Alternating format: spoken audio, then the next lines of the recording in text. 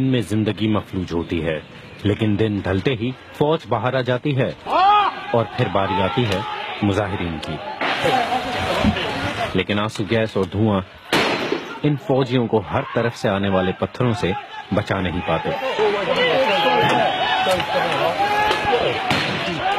ہمیں نہیں پتا کہ پتھراؤ کہاں سے ہو رہا ہے۔ انڈیا کے لیے مسئلہ اب یہ ہے کہ اب یہاں کشمیر میں ان کے پاس آپشنز موجود نہیں ہیں۔ وہ آزادی کے مطالبے کو نہیں مانتے اور علیحدگی پسندوں سے بات کرنے کو تیار نہیں ہیں، اور فوج کو مزید اختیارات بھی دے دیے گئے ہیں۔ اس صورتحال میں ان کے پاس نفری بڑھانے اور عوام کا غصہ ٹھنڈا کرنے کی امید کے سوا اور کوئی چارہ نہیں۔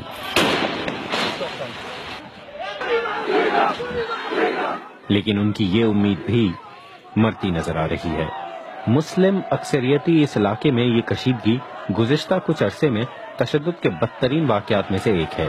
اس کی وجہ گزشتہ ماہ علیحدگی پسند رہنما برہان وانی کی موت تھی۔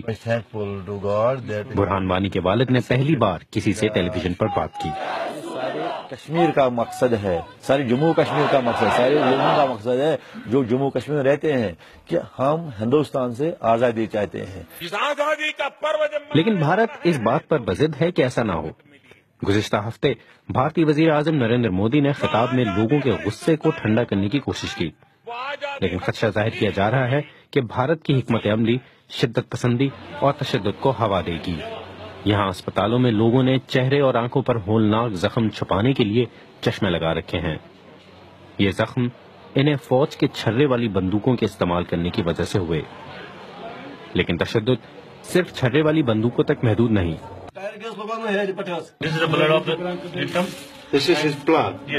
کیا یہ وہ گولی ہے جس سے آپ کے بیٹے کی موت واقع ہوئی؟ آج میرا بیٹا مر گیا، اب تک دوسری کی بچے مارے گی۔ لیکن پولیس اپنی حکمت عملی کا دفاع کرتی ہے۔ ہمارے لوگوں کے پاس اسلحہ ہے، لیکن وہ اس کا استعمال نہیں کر رہے۔ اگر اسے تحمل نہیں کہیں گے تو کیا کہیں گے؟ آپ پہ الزام ہے کہ مظاہرین پر اسلحہ چلایا گیا۔ ہاں ایسا ہوا ہے، لیکن غیر معمولی حالات میں۔